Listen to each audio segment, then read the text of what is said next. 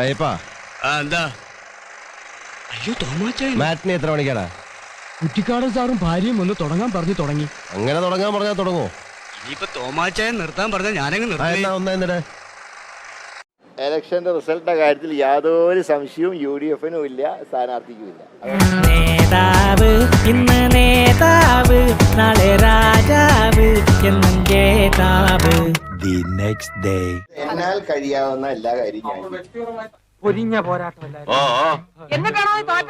താങ്കളുടെ പ്രശ്നം കൊണ്ടല്ല ഈ മത്സരത്തിൽ പരാജയപ്പെടുന്നത്. വ്യക്തിപരമായി എനിക്ക് അതിലൊരു പങ്ക്, ഞാൻ ചെയ്യേണ്ട കാര്യങ്ങൾ ചെയ്യും.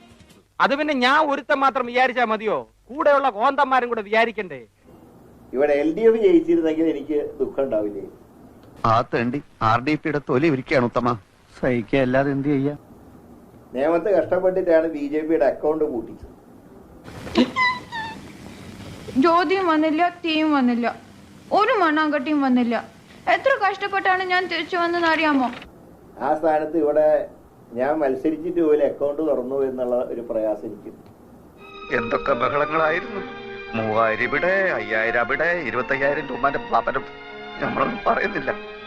അടിയൊഴുക്കുണ്ടല്ലോ. അല്ലെങ്കിൽ ഇങ്ങനെ BJPക്ക് ഒട്ടും പ്രതീക്ഷയില്ലാതെ സ്ഥാനാർത്ഥി പോലും മര്യാദയ്ക്ക് വർക്ക് ചെയ്യാത്തൊരു സ്ഥലത്ത് എങ്ങനെ 75,000 വോട്ടിന് ജയിച്ചു? ഇപ്പൊ മനസ്സിലായോ എന്തുകൊണ്ട് നമ്മൾ തോറ്റു എന്നുള്ളത്? ലളിതമായിട്ട് പറഞ്ഞാൽ എന്താ, ഈ പ്രതിക്രിയാവാദകവും കൊളോണിയലിസവും എന്നൊക്കെ പറഞ്ഞ് വെറുതെ കൺഫ്യൂഷൻ ഉണ്ടാക്കുന്നതിനാ.